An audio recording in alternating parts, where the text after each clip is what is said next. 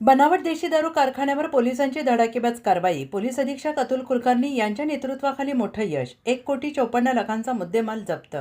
सोलापूर ग्रामीण जिल्ह्यात अवैध दारू व्यवसायाविरोधात पोलीस अधीक्षक अतुल कुलकर्णी यांच्या सक्षम नेतृत्वाखाली पोलिसांनी ऐतिहासिक कारवाई करत बनावट देशी दारूचा कारखाना उद्ध्वस्त केलेला आहे।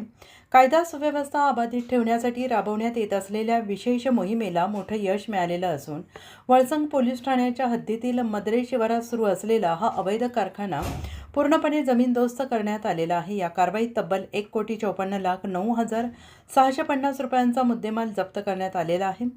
जिल्हा परिषद आणि पंचायत समिती निवडणुकांच्या पार्श्वभूमीवर पोलीस अधीक्षक अतुल कुलकर्णी यांनी जिल्हाभर कडक पेट्रोलिंगचे आदेश दिले होते। त्यानुसार 24 जानेवारी 2026 रोजी सहाय्यक पोलीस निरीक्षक राहुल डोंगरे यांच्या नेतृत्वाखाली वळसंग पोलिसांनी मद्रे आहेरवाडी रस्त्यावर संशयास्पद आयशर टेम्पोवर छापा टाकला। तपासात पत्र्याच्या गोडाऊनमध्ये विनापरवाना चालणारा बनावट देशी दारू कारखाना उघडकीस आलेला आहे।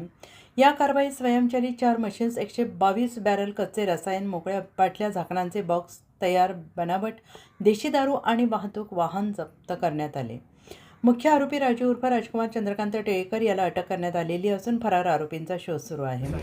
पोलीस अधीक्षक अतुल कुलकर्णी यांच्या कडक धोरणामुळे जिल्ह्यात अवैध धंद्यांना जोरदार आळा बसत असून भविष्यातही अशाच कठोर कारवाया सुरू राहणार असल्याचा विश्वास नागरिकांमध्ये व्यक्त होतो आहे।